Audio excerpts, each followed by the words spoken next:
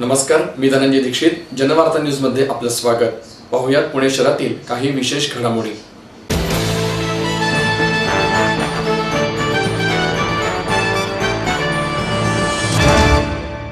महाराष्ट्र राज्य माध्यमिक व उच्च माध्यमिक शिक्षण मंडळाच्या वतीनं घेण्यात येणाऱ्या इयत्ता 12वीच्या परीक्षेला सुरुवात झाली. 12वीच्या परीक्षेला राज्यात सुरुवात झाली असून यावर्षी 13 लाख मुले-मुली परीक्षा देणार आहेत. पुण्यातील भावे हायस्कूलच्या शिक्षकांनी परीक्षेला येणाऱ्या मुलांचे अनोख्या पद्धतीने स्वागत केलं. 12वीची परीक्षा म्हणजे मुलांची ही 7वी परीक्षा असते. ही परीक्षा पास झाल्यानंतर करिअरची पुढची वाटचाल या परीक्षेत पास झाल्यानंतर ठरते.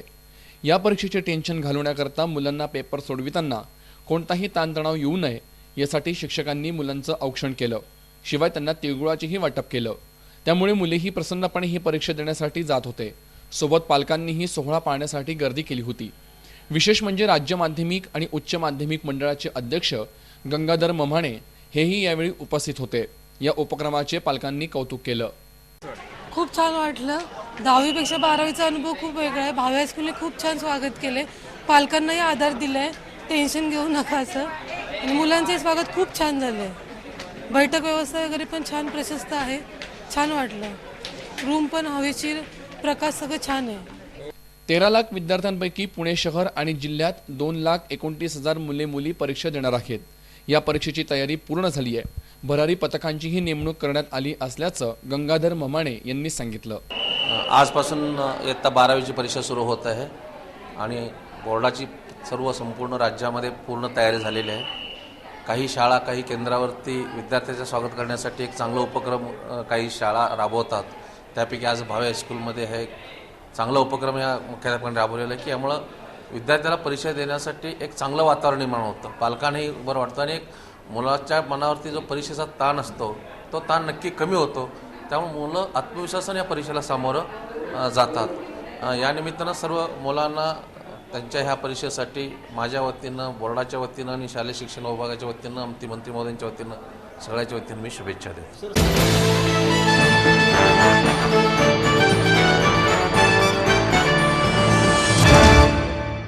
FRP न देणाऱ्या कारखान्यांवर कारवाई करावी या मागणीसाठी स्वाभिमानी शेतकरी संघटनेतर्फे निदर्शने करण्यात आली.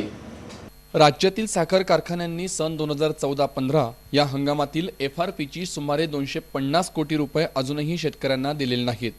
सोलापूर जिल्ह्यात सुमारे 80 कोटी रुपये थकीत आहे, तर काही साखर कारखान्यांनी अजूनही शेतकऱ्यांना 1 रुपयाही दिलेला नाही.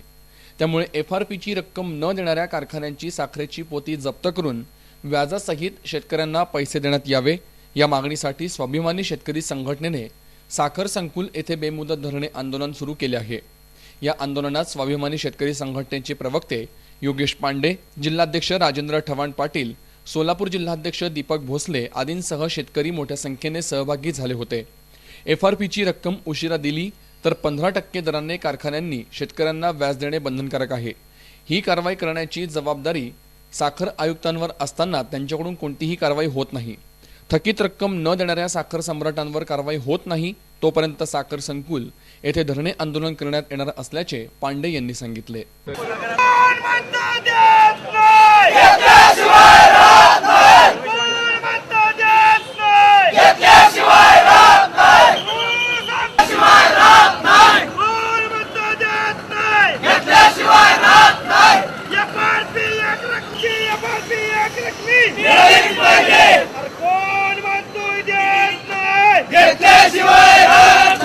ऊस हंगाम 2014-15ची महाराष्ट्रातील सहकारी साखर कारखाने व खासगी कारखान्यांची एकंदरीत 285 कोटी FRPची रक्कम थकीत आहे. वारंवार मागण्या करून, आंदोलनं करून उच्च न्यायालयात जाऊन देखील या रक्कम अजून काही शेतकऱ्यांना मिळत नाही. याकरिता आता अचानक शेतकरी सोलापूर, अहमदनगर व पुणे जिल्ह्यातले शेतकऱ्यांनी अचानक हे आंदोलन व उपोषण पुकारले आहे व शासनाला ही रक्कम त्वरित देण्यास आम्ही भाग पडूया. ही रक्कम व्याजासकट मिळायला पाहिजे असं तरतूद आहे साखर ऊस दर नियंत्रण कायदा मध्ये. मात्र अद्याप शासन काही कारवाई करत नाही, ना साखर आयुक्ताला कारवाई करत नाही. तारीख पे तारीखचा घोळ सुरू आहे. चालू हंगामातली जवळपास 3,000 कोटी रक्कम थकीत आहे व या दोन्ही थकीत रकमे शेतकऱ्यांना मिळावा याकरिता अचानक शेतकऱ्यांनी हे धरणे आंदोलन पुकारलं आहे व काही शेतकरी आता उपोषणाला बसणार आहे इथे पुण्यात. या मागणीसाठी वर्षभरातलं हे 5वं आंदोलन आहे. टप्प्याटप्प्याने याची तीव्रता आम्ही वाढवत गेलो. मान्य खासदार राजू शेट्टी व सदाभाऊ खोत यांच्या मार्गदर्शनानुसार आंदोलन केल्यामुळं मागच्या हंगामातली जवळजवळ 95% रक्कम मिळाली. साखरेचे दर 1000 रुपयांनी वाढले. केंद्राने व राज्य शासनाने कारखानदारांना मदत केली. मात्र ह्या जे 285 कोटीची रक्कम आहे ही कारखानदार का देत नाही हे अजून कोणतं काय उलगडत नाही व ह्या कारखान्यावरती कारवाई होणं हे अभिप्रेत आहे. मात्र कुठलीही कठोर कारवाई होताना काही दिसत नाहीये. आपलं मन, आपलं स्वतःचं घर हेच खरं धन. समृद्ध जीवन पार्क सादर करत आहे 140 फ्लॅट्सची एक प्रशस्त गृह योजना. कात्रज कोंढवा रोडवर बिबवेवाडीपासून फक्त 2 किलोमीटर अंतरावर आपल्या आर्थिक गणितात बसणारे 1 व 2 BHK फ्लॅट्स. तब्बल 3 मजली पार्किंग सह ऐस पैस गार्डन, क्लब हाऊस आणि इतर सुविधांनी सुसज्ज. बुकिंग साठी संपर्क 9850937373 9850947373. समृद्ध जीवन, नांदी सौभाग्याची, सुरुवात प्रगतीची.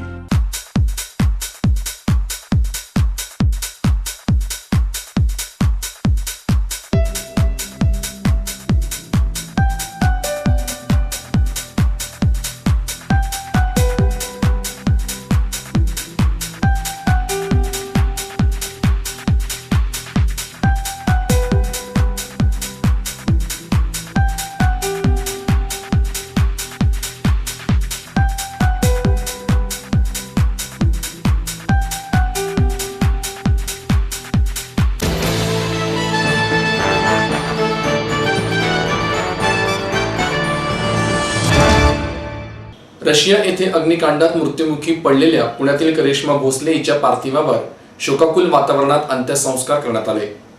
रशियाच्या मॉस्को शहरात झालेल्या अग्निकांडात होरपळून मृत्युमुखी पडलेली पुण्यातील विद्यार्थिनी करिश्मा भोसले हिचे पार्थिव बुधवारी रात्री 8च्या सुमारास तिच्या लक्ष्मीनगर येथील घरी आणले गेले. पार्थिव येताच तिच्या कुटुंबियांचा अश्रूंचा बांध फुटला. रात्री उशिरा वैकुंठ स्मशानभूमीत तिच्यावर अंत्यसंस्कार करण्यात आले. बुधवारी दुपारी 2:30च्या दरम्यान करिश्माचे पार्थिव मुंबई विमानतळावर आणण्यात आले. तेथून लगेचच खासगी रुग्णवाहिकेतून पार्थिव पुण्याकडे रवाना करण्यात आले. रात्री 8च्या सुमारास लक्ष्मीनगर येथील महाराष्ट्र हाऊसिंग बोर्ड कॉलनीमधील तिच्या राहत्या घरी पार्थिव आणण्यात आले. ते आणताच तिच्या आईवडिलांनी हंबरडा फोडला. परिसरात शोककळा पसरली होती. करिश्माचे अंत्यदर्शन घेण्यासाठी गर्दी झाली होती. महापौर दत्तात्रय धनकवडे, नगरसेवक सुभाष जगताप, अशोक हरणावळ, दत्तवाडी पोलीस स्टेशनचे वरिष्ठ पोलीस निरीक्षक श्रीधर जाधव, अनिल जाधव, सरस्वती शेंडगे, स्मिता वस्ते, दिलीप कांबळे, निलेश जाधव आदींनी अंत्यदर्शन घेतले. त्यानंतर रात्री उशिरा वैकुंठ स्मशानभूमीत करिश्माच्या पार्थिवावर अंत्यसंस्कार करण्यात आले.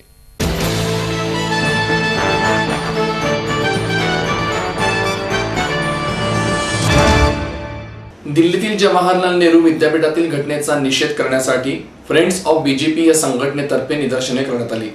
दिल्लीतील जवाहरलाल नेहरू विद्यापीठातील विद्यार्थ्यांच्या भारत विरोधी घोषणांच्या निषेधार्थ पुण्यातील फ्रेंड्स ऑफ बीजेपी तर्फे शनिवार वाड्याजवळ गाडगीळ पुतळा चौक येथे जोरदार निदर्शने करण्यात आली. तसेच सह्यांची मोहीम आयोजित करण्यात आली होती.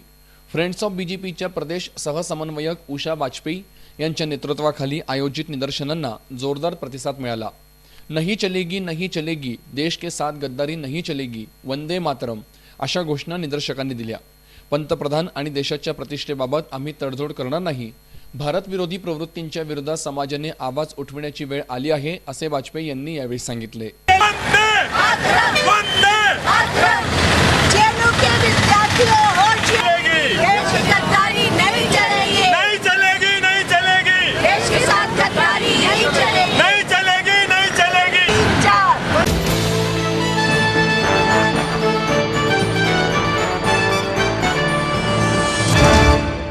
आई वडिलांनी पै पै जमवून मला शिकवण्याचा निर्णय घेतलेला कळत होता.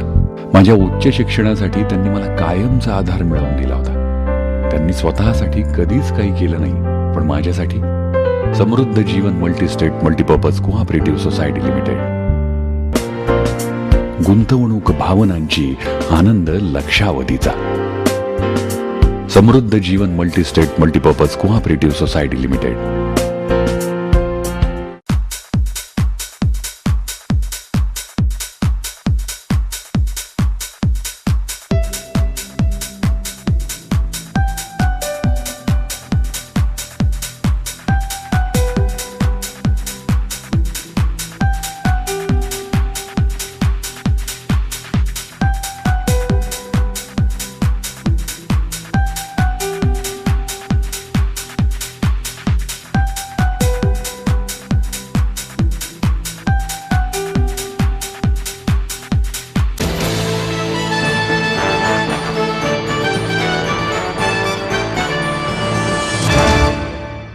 राज्यातील कोणत्याही गावातील दुष्काळग्रस्त विद्यार्थ्यांचं परीक्षा शुल्क माफ करण्याचा निर्णय सावित्रीबाई फुले पुणे विद्यापीठाच्या वतीनं घेण्यात आला.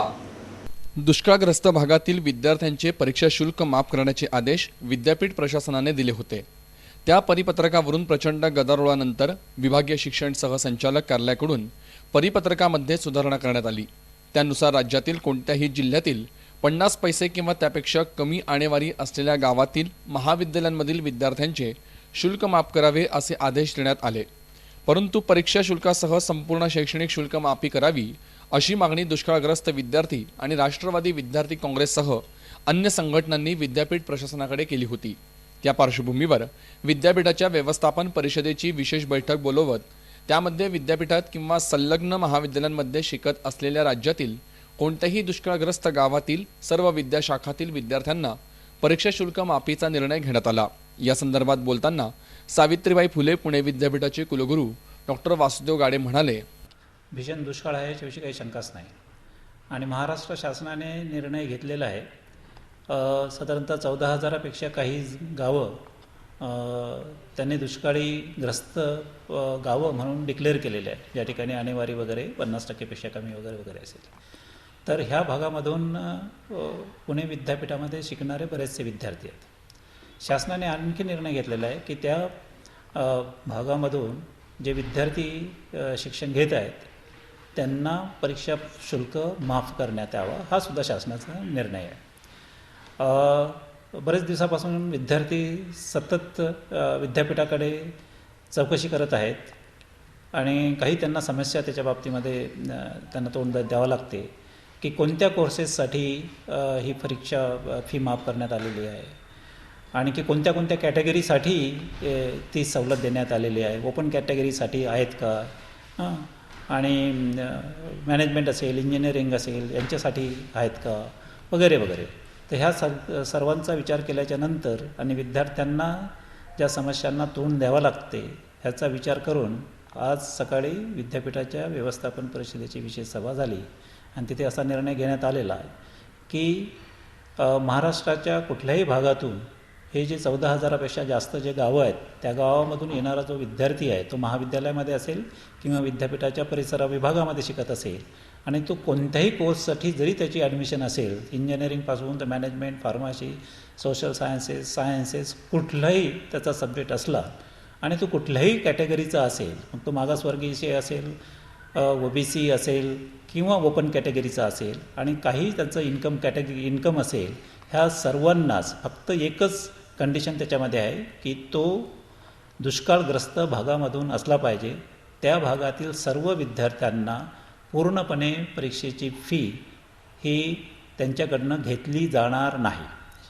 आणखी परीक्षेच्या संबंधित ज्या इतर काही फीज आहेत ज्याच्यामध्ये ट्रान्स्क्रिप्टचं आहे, तुमचे गुणपत्रिकेचे चार्जेस आहे, प्रोजेक्टशी संबंधित असेल, कॅपचे चार्जेस आहेत, हे जे संबंधित त्याच्यासोबत जे संबंधित चार्जेस असतात हे सुद्धा कुठल्याही विद्यापीठाकडनं घेतले जाणार नाही. आणि हे महाविद्यालयातील विद्यार्थ्यांसाठी आणखी विद्यापीठात शिकणाऱ्या विद्यार्थ्यांच्यासाठी सुद्धा अशा प्रकारच्या सूचना सर्व महाविद्यालयाला आज संध्याकाळपर्यंत देण्यात येणार आहेत. सेकंड इयरपासून त्याच्यापासूनचे वरचे जे विद्यार्थी आहेत त्यांना फी विद्यापीठातच पे करायची आहे. फक्त फर्स्ट इयरची फी जी आहे ती महाविद्यालयामध्ये त्यांना पे करावी लागतात. सर्व प्राचार्यांना निर्देश देण्यात येत आहेत की त्यांनी कोणत्याही विद्यार्थ्यांच्याकडनं जर तो दुष्काळी भागामधून जर येत असेल तर त्यांनी त्या विद्यार्थ्यांच्याकडनं कुठल्याही परीक्षेशी संबंधित कुठलीही फी वसूल करू नये आणि जर त्यांनी ती घेतली असेल ती त्या विद्यार्थ्यांना ताबडतोब परत करावी, हा आज व्यवस्थापन परिषदेचा निर्णय झालेला आहे. विद्यापीठामध्ये साधारणतः 660 ह्याच्या दरम्यान महाविद्यालय आहेत आणि त्याच्या व्यतिरिक्त 200च्या दरम्यान इन्स्टिट्यूट्स आहेत. त्याच्यामध्ये मॅनेजमेंट इन्स्टिट्यूट असेल, काही इंजिनिअरिंग वगैरे असेल ज्या ठिकाणी पोस्ट ग्रॅज्युएटचे कोर्सेस वगैरे करतात. तर साधारणतः 850च्या दरम्यान एकूण महाविद्यालय इन्स्टिट्यूट्स आहेत आणि जो विद्यार्थ्यांचा नंबर आहे तो कदाचित एक्झॅक्टली नंबर काढणं कठीण आहे, परंतु साधारणतः 4 लाखाच्या दरम्यानचा तो नंबर असू शकतो. तर मोठ्या प्रमाणामध्ये विद्यार्थ्यांचा त्याच्यामध्ये फायदा होणार आहे. शासनाच्या पातळीवरती निर्णय घ्यावा लागणार आहे. फी माफी करण्याचा निर्णय हा बेसिकली शासनाचा निर्णय आहे त्याच्यामध्ये विद्यापीठाच्या पातळीवरती क्लॅरिटी आणत आहोत आम्ही की त्याच्यामध्ये विद्यार्थ्यांना कसल्या प्रकारची अडचण आली नाही. आणि जर त्याच्यामधून जर काही विद्यार्थी जर वगळले जात असेल, विशेषतः ओपन कॅटेगरीचे जर काही विद्यार्थी असेल, जर त्याच्यामध्ये काही कव्हर होत नसेल तर त्या विद्यार्थ्यांना विद्यापीठाच्या वतीनं एक मदतीचा हात देण्यात येत आहे. त्याचा इम्पॅक्ट जो आहे तो विद्यापीठ हे करणार आहे. परंतु बाकीच्या फीज वगैरेच्या बाबतीमध्ये शासनाच्या पातळीवरती निर्णय घेणं आवश्यक आहे. सगळेच आहेत, तेच सांगितलं मी. ग्रँट, नॉन ग्रँट म्हणूनच म्हणालो की इंजिनिअरिंग असेल, मॅनेजमेंटचा कोर्स असेल, फार्मसी असेल, सर्वचे सर्व कोर्सेस कुठलेही असेल, ग्रँटेड, नॉन ग्रँट, हे सेल्फ फायनान्स वगैरे वगैरे सर्वच आणि सर्वच कॅटेगरीसुद्धा.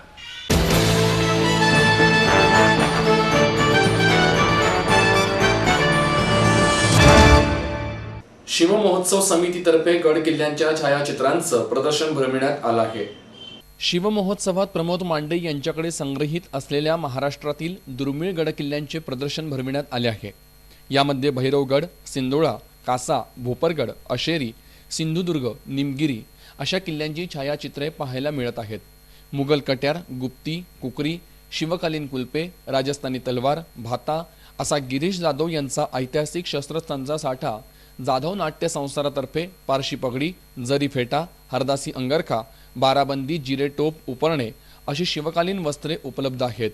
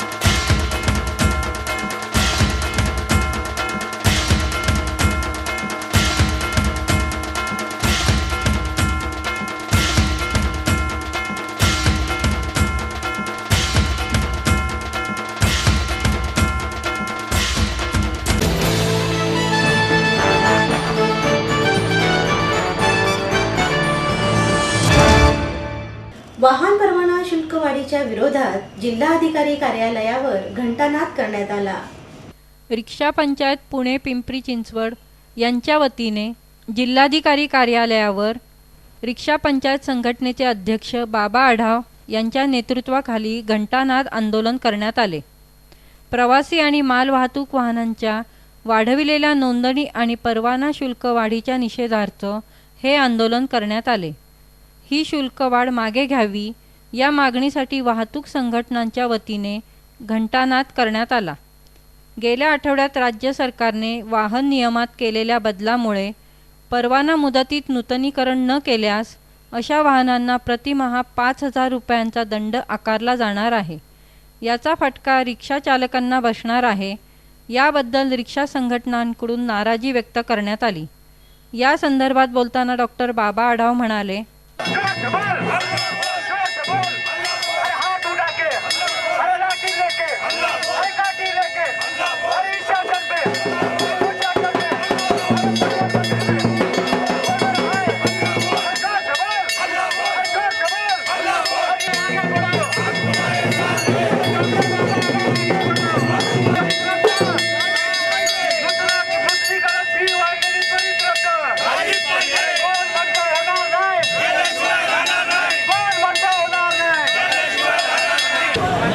आपल्या ज्या परवाना नूतनीकरण फीवर आणि उशीर झाल्याबद्दल दंड करण्याच्या फीमध्ये ही भरमसाठ वाढ केलेली आहे. ज्या ठिकाणी 200 रुपये होते त्या ठिकाणी 1,000 केले. आणि रिक्षांच्या बाबतीत तर परमिट नूतनीकरणात विलंब झाला. तर पूर्वी 200 रुपये 100 रुपये होते, आता 5,000 रुपये केलेले. आणि परिवहन मंत्र्यांनी शिष्टमंडळांना भेट दिलेली नाही. आम्ही मी तर तुम्हाला सांगतो, या वयात मी स्वतः पालकमंत्री पुण्याचे आमचे गिरीश बापट यांना स्वतः निवेदन दिलं आणि सांगितलं की तुम्ही काय केलं ते. त्यांनी कागद वाचला, काहीही बोलले नाही. मुंबईमध्ये दिवाकर राऊत यांना नितीन पवारांनी निवेदन दिलं की तुम्ही हे काय केलं. आमचे रिक्षावाले कोण आहेत? रिक्षावाले काय शेळजी आहेत काय? रिक्षावाले काय व्यापारी आहेत काय? याच्यामध्ये सुशिक्षित वर्ग किती आहे? परंतु त्यांनी काही उत्तर देत न देता दडपून 12 तारखेपासून अंमलबजावणी सुरू केली. अशा वेळेला सरकार जो पायंडा पाडण्यात आहे की त्यांनी लूट सुरू केलेली आहे. तर तुम्हाला मला सांगायचं आहे, रिक्षा पंचायतीने या अगोदर काही संघटनांनी प्रयत्न केला आहे, पण मला मुद्दाम सांगायचं आहे की एका घटनापुढे या सरकारला जाग येणार नाही. रिक्षा पंचायतीचा मला विचारायचं आहे, हा लढा फक्त एका मोर्चाने थांबवायचा का पुढे चालवायचा? आणि पुढे चालवायचा असेल तर यापूर्वी जसे आपण हजारोच्या संख्येने तुरुंगात गेलो, हजारोच्या अरुण भाटी यांच्या धोरणाच्या विरोधात सुरुवातीच्या 106 लोकांनी सत्याग्रह केला. आता यावेळेस तुम्हाला सांगायचं आहे, सरकार फक्त रिक्षावाल्यांच्यावर नाही, गरीब कामगारांच्यावर सुद्धा जोर उठलेला आहे.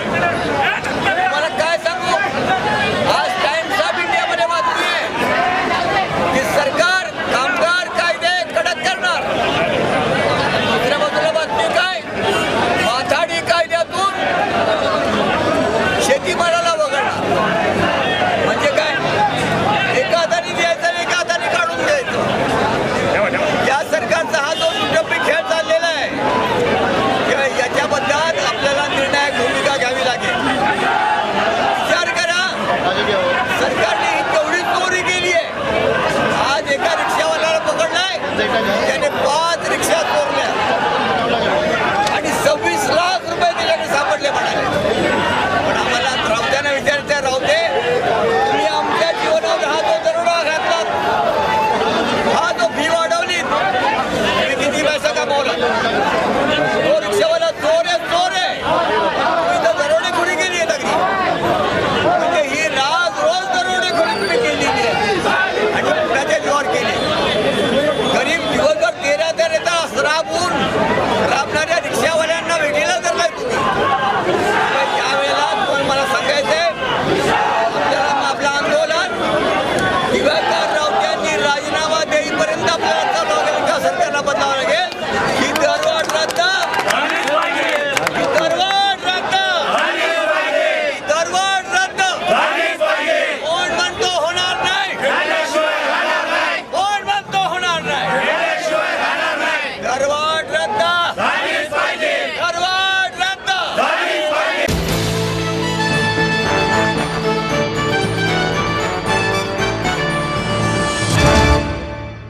माहेर सोडून सासरी आले. इथेही प्रेमाची मायेची माणसं होती, पण माझं भविष्य सुरक्षित आहे याचा आनंद आत्मविश्वास वाढवणारा होता. Samruddha Jeevan multistate multipurpose cooperative society limited. गुंतवणूक भावनांची, आनंद लक्षावधीचा.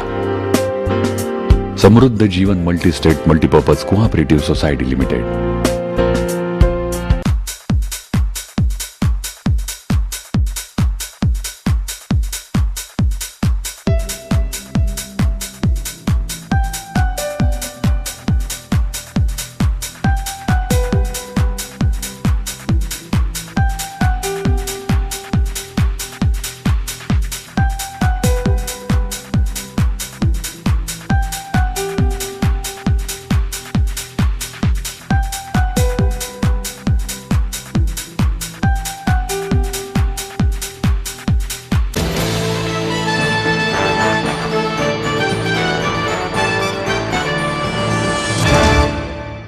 आणि याबरोबरच हे बातमीपत्र संपलं. पुन्हा भेटूया उद्या याच वेळी. नमस्कार. आपलं मन, आपलं स्वतःचं घर हेच खरं धन. समृद्ध जीवन पार्क सादर करत आहे 140 फ्लॅट्सची एक प्रशस्त गृह योजना. कात्रज कोंढवा रोडवर बिबवेवाडी पासून फक्त 2 किलोमीटर अंतरावर आपल्या आर्थिक गणितात बसणारे 1 व 2 BHK फ्लॅट्स. तब्बल 3 मजली पार्किंग सह ऐस पैस गार्डन, क्लब हाऊस आणि इतर सुविधांनी सुसज्ज. बुकिंग साठी संपर्क 9850937373 9850947373. समृद्ध जीवन, नांदी सौभाग्याची, सुरुवात प्रगतीची. आई वडिलांनी पै पै जमवून मला शिकवण्याचा निर्णय घेतलेला कळत होता. माझ्या उच्च शिक्षणासाठी त्यांनी मला कायमचा आधार मिळवून दिला होता. त्यांनी स्वतःसाठी कधीच काही केलं नाही, पण माझ्यासाठी Samruddha Jeevan multistate multipurpose cooperative society limited. गुंतवणूक भावनांची, आनंद लक्षावधीचा. Samruddha Jeevan multistate multipurpose cooperative society limited. माहेर सोडून सासरी आले. इथेही प्रेमाची, मायेची माणसं होती. पण माझं भविष्य सुरक्षित आहे ह्याचा आनंद, आत्मविश्वास वाढवणारा होता. Samruddha Jeevan multistate multipurpose cooperative society limited. गुंतवणूक भावनांची, आनंद लक्षावधीचा. Samruddha Jeevan multistate multipurpose cooperative society limited.